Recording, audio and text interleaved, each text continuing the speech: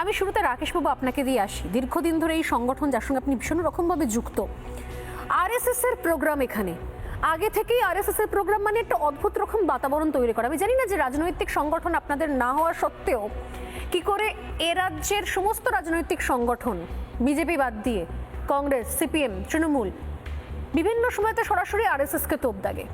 এবং আজকে গতকাল রাত পর্যন্ত যে টেনশন আপনাদের নিতে হয়েছে, অর্থাৎ নিয়ম আইন, আমরা পারমিশন পাবো কি পাবো না, প্রোগ্রামটা হবে কি হবে না।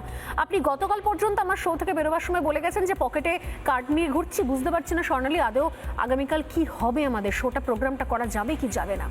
শেষ পর্যন্ত বিশেষ আদালত বসিয়ে প্রায় সন্ধেবেলা, প্রায় রাত যখন হচ্ছে, ঠিক সেই সময়তে ফাইনালি পারমিশন এলো। আমরা খবর দেখালাম যে না, আগামীকাল কোর্টের বিশেষ যে কোর্ট বসেছিল, বিশেষভাবে আদালত বসেছিল, সেখানে পারমিশন দেওয়া হয়েছে। এত কাঠখড় পোড়াতে হচ্ছে আপনাদের অনুষ্ঠান করার জন্য, আরএসএস অনুষ্ঠান করার জন্য পশ্চিমবঙ্গে, কলকাতায়, কেন?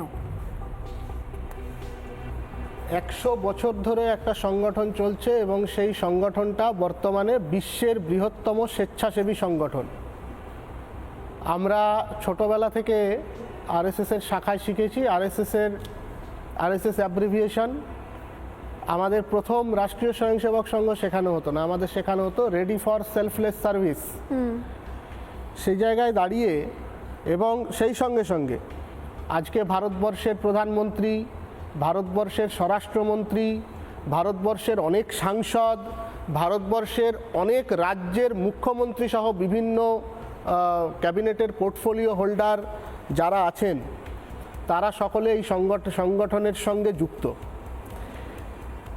আজকে যে অনুষ্ঠানটা হলো সায়েন্স সিটি অডিটোরিয়ামে, শেষ পর্যন্ত সমস্ত বাধা বিপত্তি কাটিয়ে, সেখানে নিমন্ত্রিত কারা ছিলেন? নিমন্ত্রিত ছিলেন যারা পশ্চিমবঙ্গের অত্যন্ত বিশিষ্ট ব্যক্তি, যারা পশ্চিমবঙ্গের নাম সারা পৃথিবীর সামনে উজ্জ্বল করেছেন। কাজী স্যারাজ নিমন্ত্রিত ছিলেন। উনি একজন পদ্ম পুরস্কার প্রাপক সাহিত্য সংস্কৃতিতে, সেই হিসেবে তিনি নিমন্ত্রিত ছিলেন। এই ধরনের যারা মানুষ, তারা আজকে নিমন্ত্রিত ছিলেন সেখানে, সেই অনুষ্ঠানে। আর পশ্চিমবঙ্গ পুলিশ, আমি গতকালও বলেছি যে যদি পারমিশন না দেওয়ার হয় সেটাও তারা স্পষ্ট করে জানায়নি শেষ পর্যন্ত। এখন আমার প্রশ্ন হচ্ছে, রাষ্ট্রীয় স্বয়ংসেবক সংঘ, আরএসএস, এটা তো কোনো নিষিদ্ধ সংগঠন নয় জেএমবির মতো। আরএসএসের যিনি প্রধান, তিনি তো এখানে দাঁড়িয়ে কোনো মারদাঙ্গা, লুঠতরাজ, গনিমতের কথা বলেননি। তিনি যে কথাগুলি বলেছেন সেগুলি সর্বসমাবেশকতার কথা। তিনি ভারতবর্ষের প্রাচীন সভ্যতা, সংস্কৃতি, ইতিহাসের কথা বলেছেন। সেইখানে দাঁড়িয়ে এই যে নোংরামিটা হলো, এবং সেটা হলো একেবারে খুব স্পষ্টভাবে পুলিশ বিভাগ যখন পারমিশন দেয়নি, তার মানে তার দায় পুলিশ মন্ত্রীর, যিনি ঘটনাচক্রে আমাদের রাজ্যের মুখ্যমন্ত্রী। সেইখানে দাঁড়িয়ে আমার মনে হয় যে আমরা আর কত আমাদের নিজেদের বাঙালি হিসেবে, পশ্চিমবঙ্গ রাজ্য হিসেবে নিজেদের মুখটাকে পোড়াবো।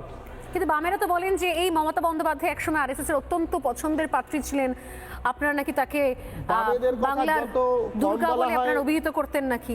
বামেদের কথা যত কম বলা হয় তত ভালো। তারা সবসময় ফ্রি স্পিচ, ফ্রিডম অফ এক্সপ্রেশনের কথা বলবেন। আজকে যখন সারা বিশ্বের বৃহত্তম সংগঠনের একজন বিশিষ্ট ব্যক্তিত্ব, নেতৃস্থানীয় ব্যক্তিত্ব, তিনি নিজের কথাটা রাখার জন্য আসছেন সাংবিধানিকভাবে, রাস্তা আটকে নয়, আপনি আগেই বলেছেন, একটা বদ্ধ অডিটোরিয়ামের মধ্যে, তখন সেইটাকে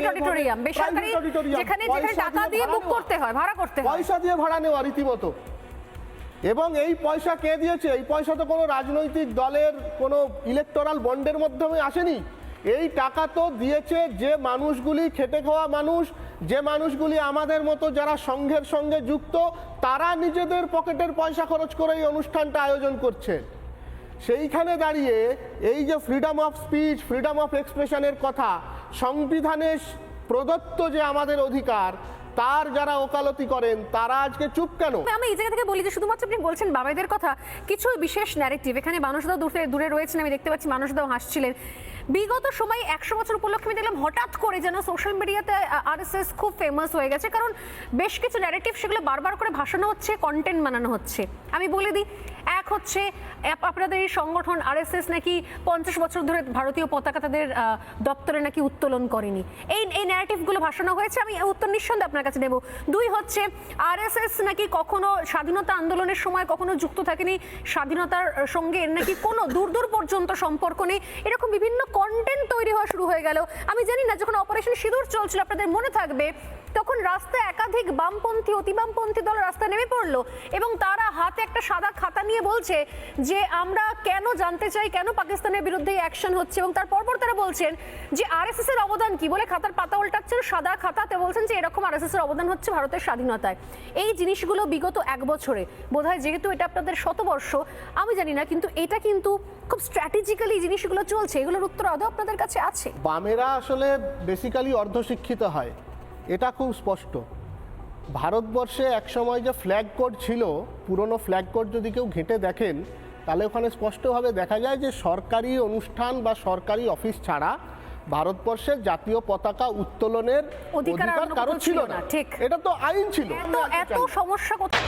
নানা ধরনের কন্টেন্ট দেখার জন্য লাইক করুন, শেয়ার করুন আমাদের ফেসবুক পেজ, সাবস্ক্রাইব করুন আমাদের ইউটিউব চ্যানেল। পাশাপাশি অন্যান্য ব্রেকিং নিউজের জন্য অবশ্যই চোখ রাখুন রিপাবলিক বাংলায়।